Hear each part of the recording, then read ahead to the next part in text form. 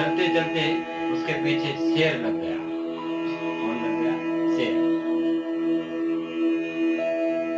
शेर पीछे पड़ने के वजह से वो शेर के आगे दौड़ता, शेर उसके पीछे दौड़ता। अगर आपके पीछे अगर कोई ऐसी परेशानी लग जाए,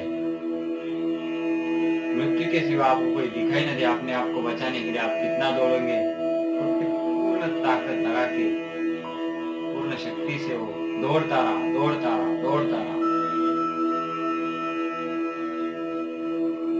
रास्ते से भागते भागते एक कुआं पड़ा हुआ था।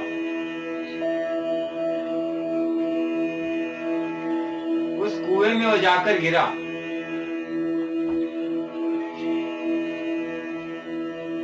जैसे ही कुएं में जाकर गिरा, कुएं के ऊपर शेर खड़ा।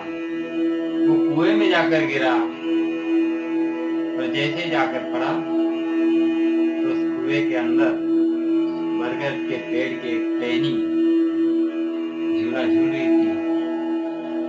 उस टहनी में जाकर वो लटक गया। ना पूरा कुएं में गया और ना पूरा बाहर रहा।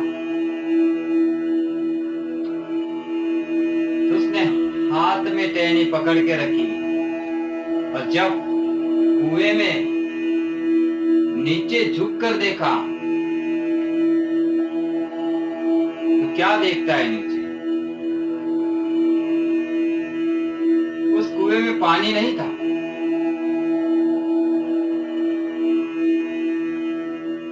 उस कुएं में पंचमुखी वाला सांप बैठा हुआ था, काला सांप। पंचमुखी वाला काला सांप बैठा हुआ था वहां पर और ये टहनी से लटका हुआ था और लटक के नीचे देख रहा था। अगर मैं नीचे गिर जाता ये मुझे काट लेता। लेकिन उसके बाद उसने ऊपर की ओर देखा। कुएं के बाहर तो शेर खड़ा ही था, लेकिन जैसी उसकी नजर ऊपर की ओर गई, टहनी की ओर, जो हाथ में टहनी पकड़ी हुई थी उसी टहनी की ओर ऊपर नजर गई। ऊपर देख रहा है जो टहनी से वो लटका हुआ है, वो टहनी को तो जंगली चूहों ने तोड़ने का काम चालू किया। उसमें से एक काला चूहा था और एक सफेद चूहा था। वो टहनी को धीरे धीरे तोड़े जा रहे थे। कभी काला तोड़ रहा था, कभी सफेद वाला तोड़ रहा था, व्हाइट वाला। वो उनका काम किए जा रहे। काला चूहा तोड़े जा रहे हैं। ये उनकी ओर देख लिया। ये तो टहनी तो ये काला सफेद चूहा मिलके थोड़ी देर में तोड़ने ही वाले। तो उससे पहले मैं यहां से बाहर निकल जाऊं, शेर तो चला गया होगा, लेकिन अगर मैं कट कर नीचे गिर गया, नीचे पंचमुखी सांप तो काला जहरीला सांप तो नीचे बैठा हुआ है।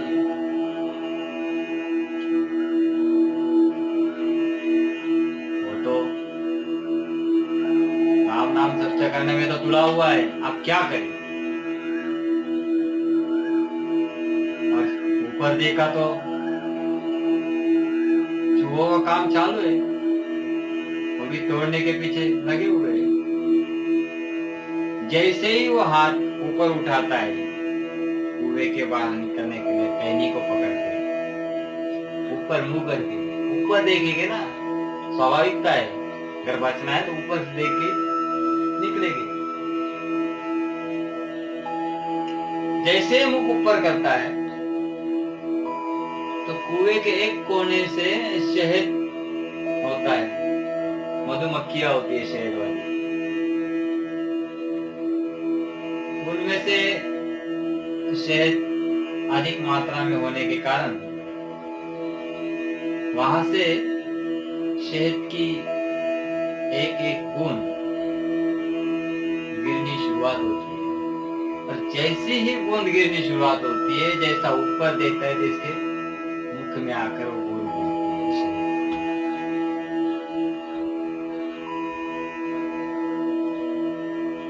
मुख में एक बूंद आके पड़ी, शहद की मिठास थी,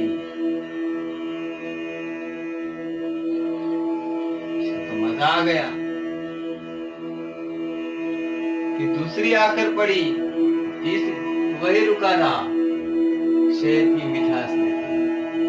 तब तक काला चूहा और सफेद चूहा अपना काम कर रहे थे।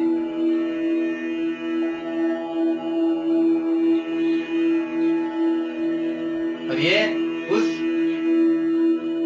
मधुमक्खी के शहद में, उस मध में, उस मिठास के चक्कर में आने के कारण वो ऊपर निकलना संभव कार्य को असंभव कर देता है। जैसे ही वो देर करता है, लेकिन चूहा और का देर करते हैं। बस टहनी कटती है और वो टहनी के साथ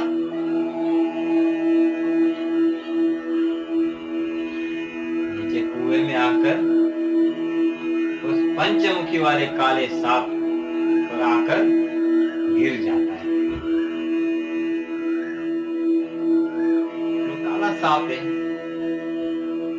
जब व्यक्ति ऐसा सांप पे गिरेगा तो सांप क्या उसको बोलेगा, अरे वाह अतिथि देवो भव,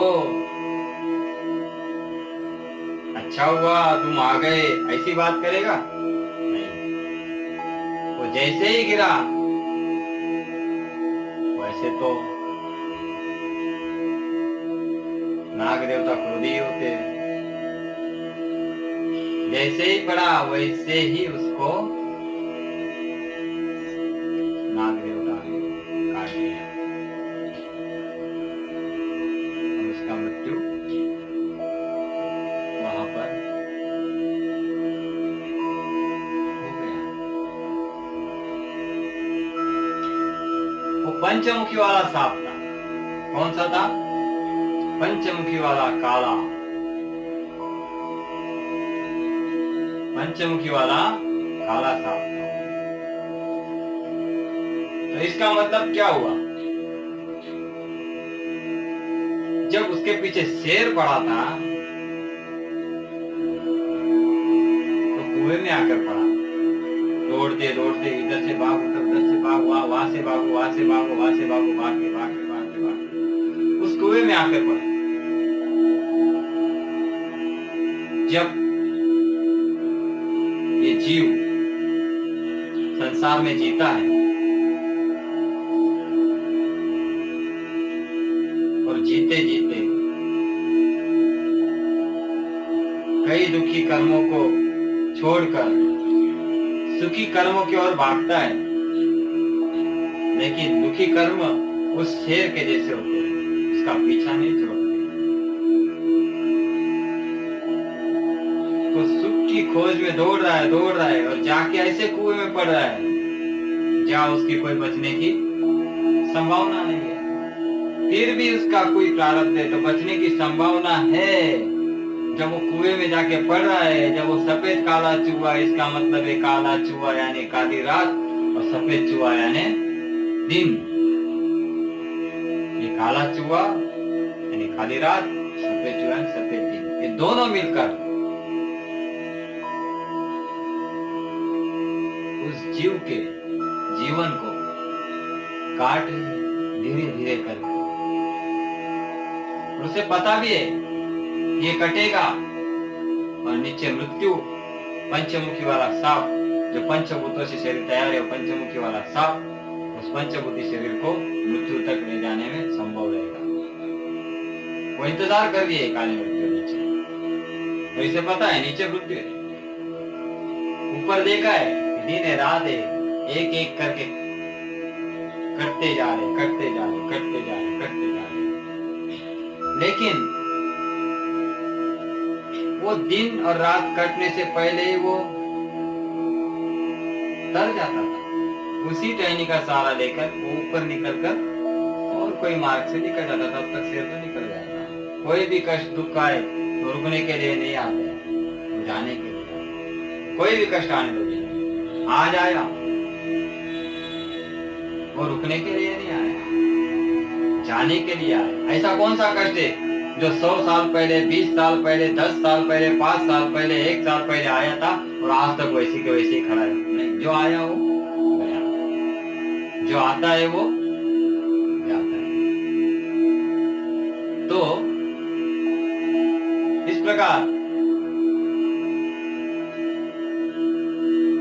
वो मत यानी मोह में पड़ने के कारण वो जिंदगी का मजा लेते रहा। और जिंदगी के मजा लेने के कारण क्या हुआ? संपूर्ण शरीर उद्धार नहीं कर सका, सत्य को पा नहीं सका, सत्य को जान नहीं सका, और पंचमहाभूत बना हुआ शरीर उसने त्याग दिया। इसका मतलब ये है कि जब भी कोई कठिन अवस्था आए, कोई भी तकलीफ आए, कोई भी प्रॉब्लम आए, तो ऐसा उसको छोड़कर भागना नहीं चाहिए, दौड़ना नहीं चाहिए। नहीं तो ऐसे कुएं में जाके पड़ेगी जहाँ कोई बचने की संभावना नहीं है। लड़ो, डरो मत। कोई भी चीज है उसके साथ पूरे डट कीजिए।